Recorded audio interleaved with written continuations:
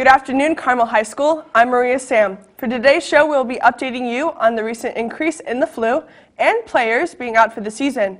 Carmel High School, this is your afternoon announcements.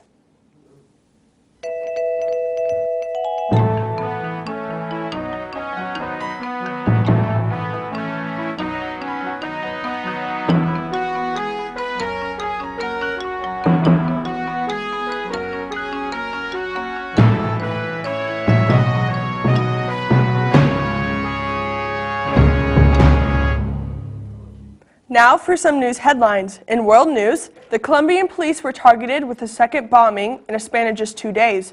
The attacks have been at Benaquila and Soledad police station. Reports claim that the attackers was riding a motorcycle while he threw an explosive device towards the police station. There have been at least 5 police officers reported dead and 42 other police officers and citizens injured.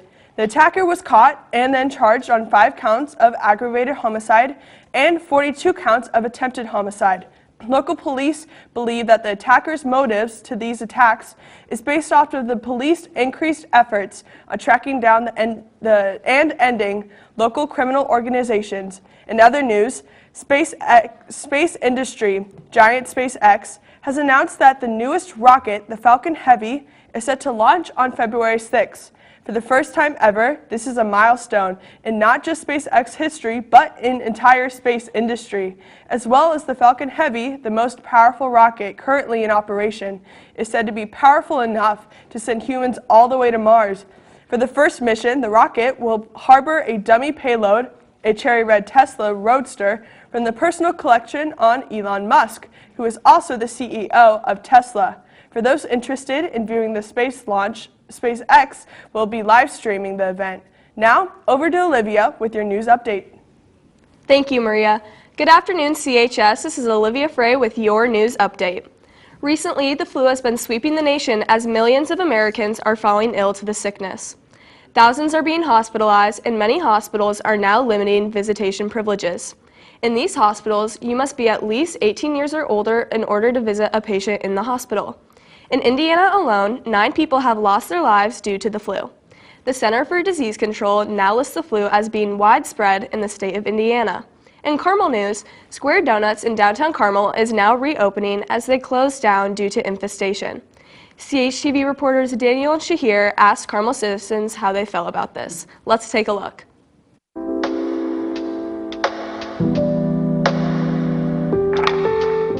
Hearing about Square Donuts closing down, that's really disappointed. It really bugs me. I'm kind of angry and upset because the place was pretty good. It was right down the road from the high school. It's kind of sad that it closed just because I really liked it and it was cheap and affordable. I honestly don't care because honestly I never got donuts from there anyway. I don't really care. I haven't really been there that much. No, I've never eaten there before, but I feel like that's kind of crazy. That's pretty nasty that they have flies in their donuts. I feel like that's what should have happened considering all of the health concerns. I really like their donuts and I wish that I could go back. Because a bunch of my friends used to work there and I loved their food and everything. You know, this is just recent news to me, but I am very saddened because that was one of my favorite donut places and I know it was a very popular place for people to go before school in the mornings. No. Because I heard they had like a gnat infestation and I'm not down for that. Like, I'd rather not. Well, now that I know the reason that it closed down, I probably wouldn't.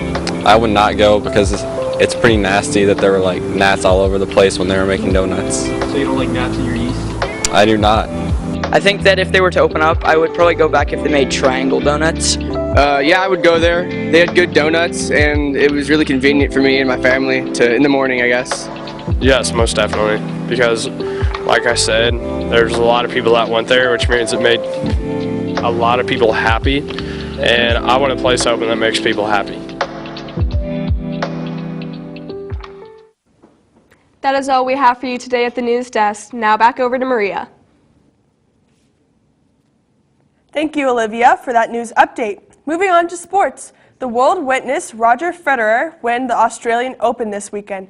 Federer is the oldest person to win the Australian Open, aging at 36. And on top of being the oldest to win, Federer reached his 20th Grand Slam title during this match.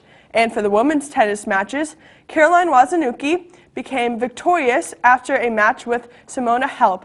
After the match, though, Halep had to be transported to the hospital to be treated for dehydration. This was due to the excruciating heat Australia was facing that day. Now, over to Ty and Daniel with your sports updates.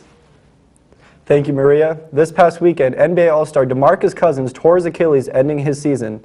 He was having one of the best seasons of his career and was going to the All-Star game. This devastating loss hurts the New Orleans Pelicans and fans around the league. The injuries this year have just been detrimental. Ty? With Boogie being out, the Pelicans have pretty big shoes to fill. Before his injury, he was averaging 25 points, about 13 rebounds, and 2 blocks a game, while building one of the best big man duos in league history. With fellow All-Star starter Anthony Davis,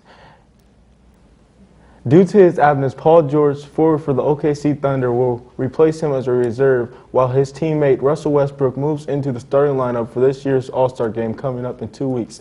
Daniel, what do you think the Pelicans would do with Boogie's absence? Well, I think the Pelicans really need to have some key players, some role players really step up. People like E'Twaun Moore, Dante Cunningham, people who can shoot the three, make them more often. Maybe trade for a center just for the season for a one-year contract and release him. What about you? What do you think? I feel like they'll need to space the floor out more and utilize Anthony Davis. Since Boogie is being the center and him being absent, they'll have to move him down, maybe play with a smaller lineup and get the ball spread around and try to get boards and compete and still make the playoffs. Do you think it's possible? Maybe. It'd be rough, but, with a team like the Nuggets right now containing the 8th seed, you never know. I'm Ty Bryant. I'm Daniel Shaquille. And we're back to Maria at this desk. Thank you for the update, Ty and Daniel. That's all we have for you today. This has been Maria Sam with your afternoon announcements. Have a wonderful rest of your day, Carmel.